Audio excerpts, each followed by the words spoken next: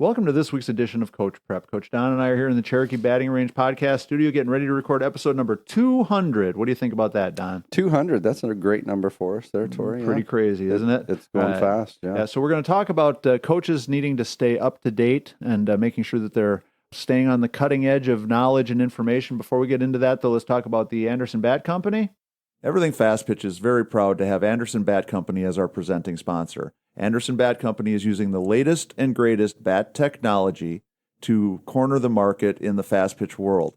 They have the -9 Rocket Tech, the -10 Carbon, and the -11 Carbon Light. Anderson Bat Company is using this technology to put a high-performing bat in the hands of hitters that really know the difference between a good bat and a great bat.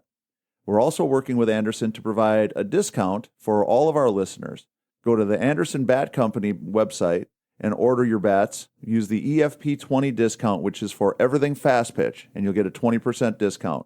And I know I keep saying it, take advantage of that EFP20. It's a great way for you to save 20% on your order, which is already very affordable. Anderson is definitely a very affordable product, and it helps to support the podcast at the same time. Talking about supporting the podcast, go to patreon.com/everythingfastpitch.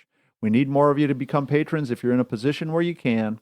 If you see value in what we're doing, if you want to make sure that this podcast stays alive, we're talking about $5, $10, or $20 a month. We're so close to breaking even. You can just reach out in there and touch it. If we can get a few more people to come on board, this podcast can keep right on rolling along. So we definitely want you to consider becoming a patron. Again, go to patreon.com/everythingfastpitch. So Don, something I want us to talk about, Stan's idea was a great one today. That one of the things that is important for all of us as coaches is to make sure that we are staying up to date, that we're paying attention to the trends, to things that are happening, to things that are changing, so that we're always in a position where the information that we're giving to our players, the stuff that we're teaching, it really does make sense and really does work and really does put them in the best position possible for them to be successful as players, not only for the short term, but for the long term as well. No, I think that that's a good point, Tori, for sure. There's so much from training technique to training tools to high-tech video scenarios. There's just so much out there that, if you can keep a little bit on top of all of it, that you can give your athletes a little bit of an edge, right? Right. Well, and the technology is one part that I think a lot of us, especially old coaches like me, have resisted and pushed against and tried to... I'm in there with you. Tried to doubt its validity. But of course, over time, even us old school guys have to kind of come to grips with the fact that there's a lot of information that's available and a lot of ways that we can use that technology to help our players continue to grow and to continue to improve. And one of the things that I think is just a human nature thing that we have to always be thinking about, if I've been coaching for a while and my team's been really successful and we've been winning a lot, it's real easy for me to talk myself into thinking that if I just keep doing what I'm doing, we've already got it. We're going to keep doing what we've been doing. We're going to keep winning. We're going to keep being successful. But the thing that I think we have to always be wise enough as coaches is to take a real look at why we're being successful and what are the things that our team is doing that's allowing us to be successful on the field, to win more games, to win championships, whatever it is. And sometimes the reality is that the things that we're doing have a lot less to do with us as coaches and have a lot more to do with that certain group of players. One of the old jokes that I used to always rail against when I was coaching, let's say go back to UW Parkside days, and had a senior class that had Wendy Wolf, All-American, had Jackie Aiken, All-American, Jesse Johnson, All-American, and 3 or 4 other great players that were really part of the success of our team, all graduating at the same time. Now, we had a bunch of good younger players, behind them. It wasn't, that it was all just that one class, but it was a nonstop thing for me for the 3 or 4 months after that group left was, well, I guess we'll find out if you can coach or not. Now that they're gone, let's see what kind of coach you really are. Well, if you win, you've got good players. If you lose, you're a bad coach. And part of me, really railed against that. It's like, well, I had a little something to do with them being great players, but in hindsight, a lot of the reason we were so successful is because they were great players. And, how much of it was the environment that we created, the stuff that we worked on, the things that we practiced, the strategies that we used, or how much was it that they're so strong at this game, they're so good at what they do, that didn't really matter much, or as much as I wanted to talk myself into thinking about it. And so the reality that I came to was a pretty clear one, that if you base your future planning as a coach, if you think your future teaching and strategy should only be based on the successes that you've had, there's a really big trap that you're going to step into at some point in time. It might not be the next year, it might not be the second year, but eventually you're going to step into it and you're not going to like it, because those great players can make a lot of things look a lot more logical or a lot more well thought out than they might really be. No, I think too, Tor. I think it's a good point for sure, and it's going to be such a gradual dissipation of all the talent, and it's just going to slowly slip away from us if we don't kind of keep up with the times and so forth. But you also have to be able to navigate those great players, keep an environment where they can be at their peak. And I think the coaching piece, and if you had a secret sauce or a magic that you presented to each group that you had coming in, I think that there's a lot of value in that too, as a coach. Right. And so I think that there's a lot that you provided with all those great players. We could have the best race car in the world without a driver. It's going to be pretty average. Right. But I think the moral to the story, the way I see it, though, is I do think the coaching is very important. I'm not trying to undersell it. Yeah. But I think that the best coaches are the ones going to evolve with the times. Right, that keep changing, they keep adjusting. Adapt. And we've talked on Everything Fast Pitch a couple times about Patty Gasso. I've known Patty since she kicked our butts in 2000, the first year she won a national championship.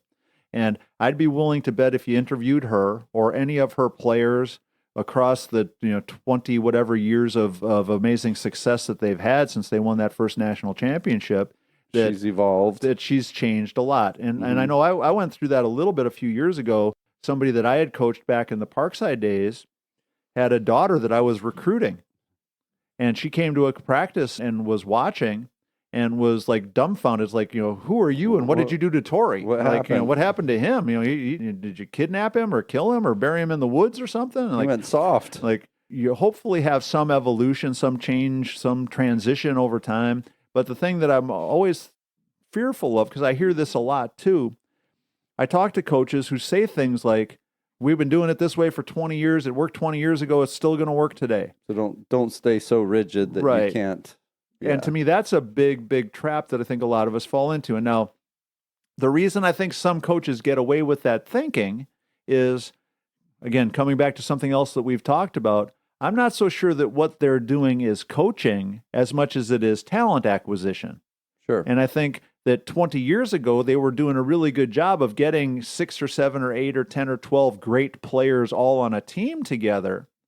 And because those great players were great, sort of like my Jackie Aiken and Wendy Wolf analogy, because those great players were great players, the team had success. Versus am I a great talent acquirer? Am I a great recruiter? Or am I taking players and making them all better? You can be both. Well, and I think you can be both, but I don't think it happens by accident. I think that coaches, over a long period of time, continue to have success. It's because they learn to do both better. Sure. They understand talent acquisition, but they also understand how to take that talent and fit it together. They understand strategy better. They understand teaching skills better, how to put a team together that's got a chance to gel and be strong. So I think there's a lot to it. But to me, the coaches that are super rigid, that just had a great year this year, that think they're going to do everything exactly the same way next year and have the same results, eventually are going to be surprised when the results aren't there. And it's going to be a gradual fade. Yeah. And it could be, or it could be a big drop-off. If you're coaching an 18 and under team this year and you just won the PGF National Championship and both of your pitchers are graduating and going to be star freshmen someplace next year in the college game, and you don't have 2 great pitchers coming up right behind them to take their spots, you might have that drop-off right now. It might be a tough go. Yeah. So, and again, I think, the whole idea of staying up to date, whether it's, as you said earlier, the training techniques, the technology, one of the things that technology, I think, is a double-edged sword. I tell people all the time that I think it's an important tool for helping us see what's really happening, but I think we have to be careful that we don't turn it into a nitpicking tool that allows us to spend all our time trying to fix minute little tiny things when we should really be paying attention to bigger things. Sometimes too, Tori, I see somebody that just absolutely has got amazing flow, say, in their swing, and then you look too hard and dig too deep with the video, then it creates a little bit of mechanical movements on their part, and Right. it kind of spoils the mix. Yeah, so you can get too nitpicking Yeah. too. And to Perfect. touch back on Stan's point too, what you can do with slow motion and high speed video and stuff now is also a great way for us as coaches, though, to make sure that what we think is really It's accurate. happening. And yeah. perfect example, and I'm not going to mention any names because I don't want to offend anybody or hurt anybody's feelings, but someone who I know who was 100% convinced that she was teaching her pitchers how to throw a rollover drop. So basically, the hand passes in front of the ball as the ball's coming out of your hand, and we get the top spin because the hand rolls over the top of the ball. And watching the pitchers throw it, the way they finished the pitch and the way their hand went after they were done pitching, it looked like a rollover drop. But when you watched the video on super slow motion, guess what? The ball was out of her hand before her wrist rolled over, and she wasn't throwing a rollover drop. She was throwing a drop ball or a fastball or whatever it was, where the ball came out of her hand and then her hand flipped over after the ball was gone. Now, it took slow motion for me to see it because watching her throw it live, I thought, yeah, it looks like she's rolling over the top of that thing. Right. But if something that big is something that somebody is teaching, hey, I'm teaching you a rollover drop, and you think you're throwing a rollover drop, but when we slow it down and watch it in super slow motion, we can see that your hand is rolling long after. The ball's a foot in front of your hand, and then your hand starts to roll over. And even if you're successful, we might be able to get more. Right. The moral to the story is that's somebody who would have bet their life, their house, their kidney, everything that what they thought was happening, and the video tells us that something different was really happening. And so, Sure. Again, not that it's a bad thing or a good thing or a bad thing as much as it is, making sure that we're all understanding what's really happening so that when we're trying to come up with the right strategy, the right techniques, whatever it is, that we're doing stuff that actually makes sense is going to help our players continue to improve. Be the best we can with that. Yeah. Right. So coaches, stay up to date. If you're the coach who's out there saying, well, I've been doing it this way for 20 years, it worked 20 years ago, it's still going to work today. Be cautious. Good luck with that. Maybe we can get a 7-game series someday soon. Right. So, all right. So that's going to wrap up episode number 200. Make sure you support Anderson Bat, and make sure if you're in a position where you can, become a patron. Go to patreon.com/everythingfastpitch. Coach Don and I really do need the support. Go to the fastpitchprep.com website, order your Square Cuts training discs there. You can also check out the blogs and the YouTube channel. There's tons and tons of information available to you there and stuff that I find very, very useful as you're trying to figure out your off-season planning for your coaching career. So that's going to wrap up episode number 200 for Coach Don McKinley and our producer Stan Lewis. This is Coach Torrey saying thanks for listening. We'll talk to you again next week.